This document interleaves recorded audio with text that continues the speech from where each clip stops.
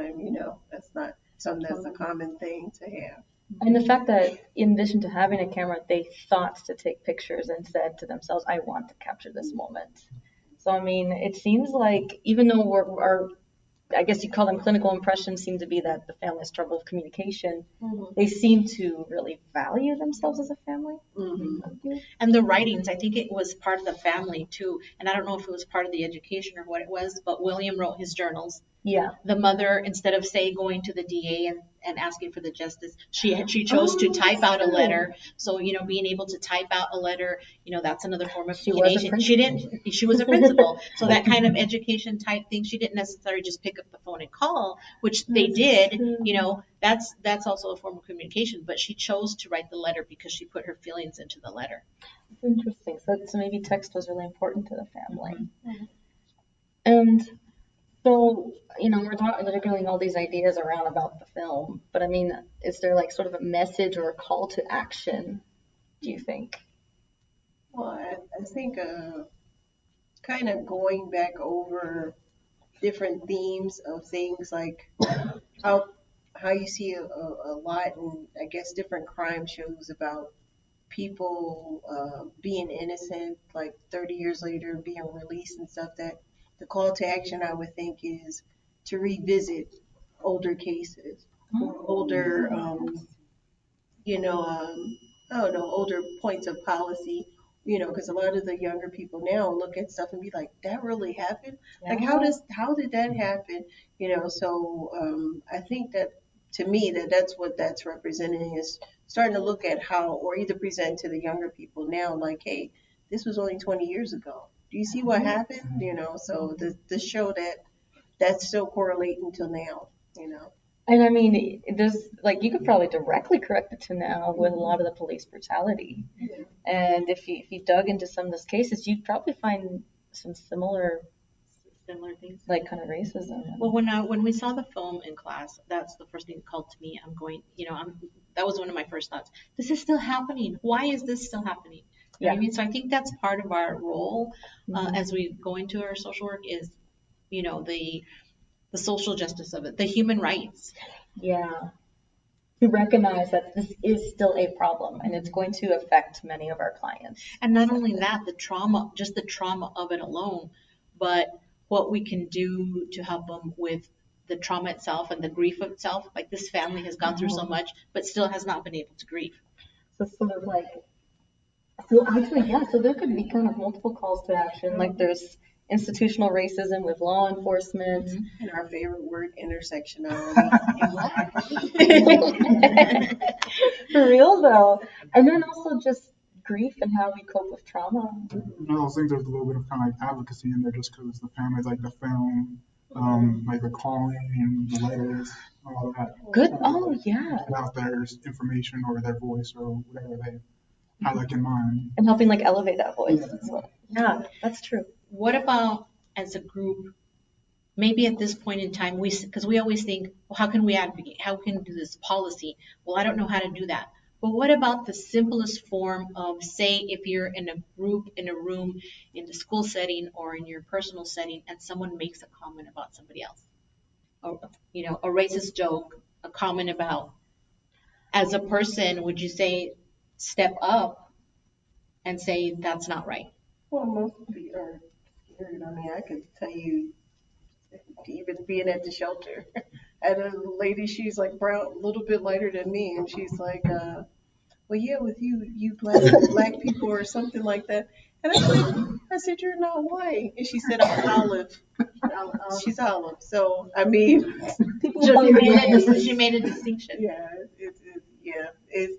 it just takes time. That's the only thing I can think of. Time does, it doesn't correct it all the way, but the more that people talk, have a conversation, highlight is the issue. People are scared to talk about. It makes people think, right? Oh, I don't want to talk about the race thing today. I think having a conversation, like as social workers, future social workers, is that is kind of part of our responsibilities. But like if we kind of narrow it into the family itself, I mean, I feel like we probably talked a lot about in past conversations opportunities for intervening with this family. Well, I mean, I guess an uninterrupted type of like constant counseling because Mhm. they had multiple grief issues. So many things were thrown in the mix because because we actually found out afterwards that the mom did die and that Mhm. Nancy took some time before putting out the film. It took her, I think, 5 years after the fact of the mother dying before releasing it. So it's like they had the death of the brother, then they had the death of the father, and they had the death, of the mother. So the only two are left are just the two, sisters, and then the one sister is, has regret for things she didn't tell her brother, and then also her coming out. So it's the intervention is I mean, to chop down a lot of things is like a lot of, you know, yeah. I know that, I mean, one thing that I think we could all sort of agree on is like the starting point of working with the two living siblings, which is Yancey and his sister Lauren. I'm pretty sure it's his sister's name, I hope it is. The younger sister, anyway. And working with them, and we were talking about, addressing those griefs, those multiple griefs. And then maybe Yancey's regret at not having revealed his identity to his brother, his queer identity. Um, Maybe to other family members of the family. We don't really know. But I definitely would agree. Yeah, Agree. I think that's Being able number to one. just talk about it and find some way of I don't know if you can even get closure, but some way of acceptance, Living with the pain. with living with the pain, Yeah. and just trying to move forward to there, and Yeah. just begin that conversation of getting the two siblings just to talk. Yeah, and to maybe communicate. Hmm. Use each other's support. Because I think there's also going to be a big trust issue in a lot of things. Trust in the law, trust in getting close to people because you may fear another loss, potential loss, which is going to happen. Right. But how do you get past that? How are you going to make a connection with somebody else if you're Yeah, always and fearless?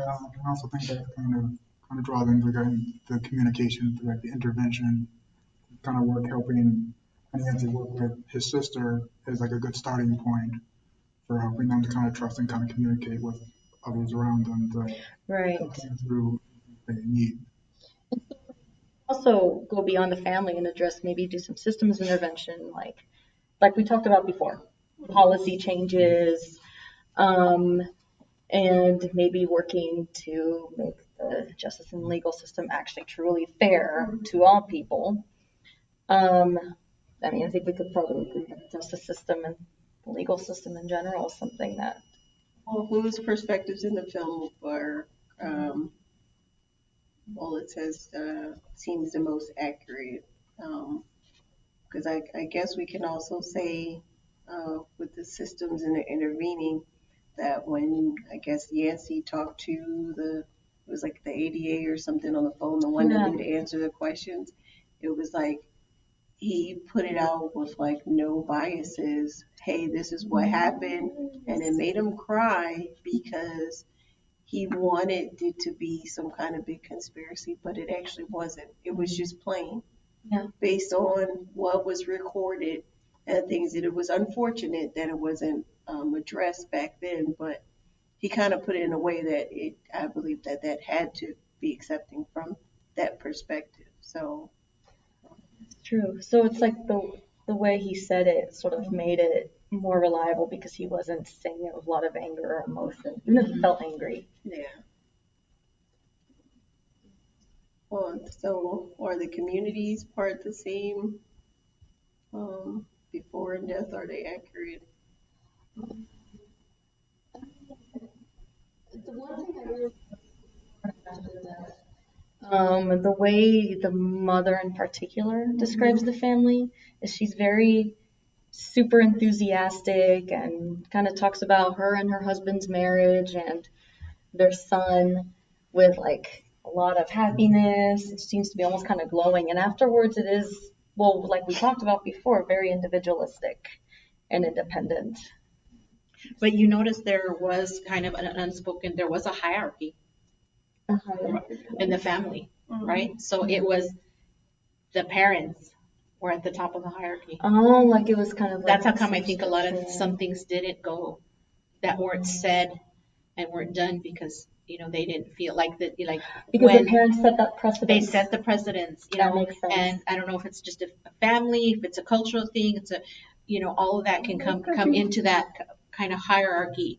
I think, which is why Yancy never told the mother of that missing puzzle piece, because one, I don't think she feels she could, you know what I mean? And what was it going to serve him to tell the Right. mother at that point? You know what I It's mean? like after. But that hierarchy, it's like he knew that he didn't tell the mother back in that day, Uh-huh.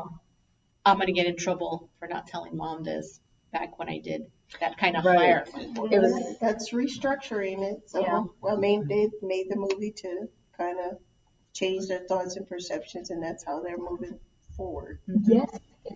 They sort of restructure their grief to kind of engage in more action. And I mean, from a clinical perspective, it probably would be good to try to restructure the family's thoughts to acknowledge their grief and that they might need each other. Kind of connecting that kind of to the hierarchy. When you think about it, you have like the older brother dying, like the father dying, and they're like the old kind of figures in the family, like the step, whatever you call them, pillars. Oh, yeah, yeah. And then like it never really got like restructured like after like the death of the brother, the death of the father, and you also had the mother. Right. These all these pillars in the family just all kind of one by one kind of fell, and you see in the film. How do you feel about that personally?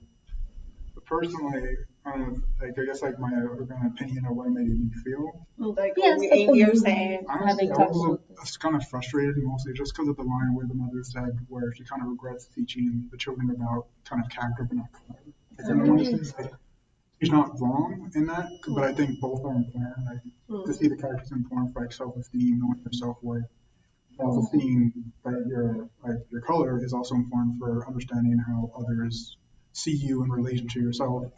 Even if you might not think about that, it's important to realize where you stand in the eyes of other people and society. what would you need to do with the feeling before the intervention with the family? I mean, personally, I feel like I'd want to talk with a colleague or a supervisor and process it so I don't start like projecting it on them. Yeah. Well, I think we've covered everything from the movie. That's Group 3's Yes, we presentation. could. Thank you for listening.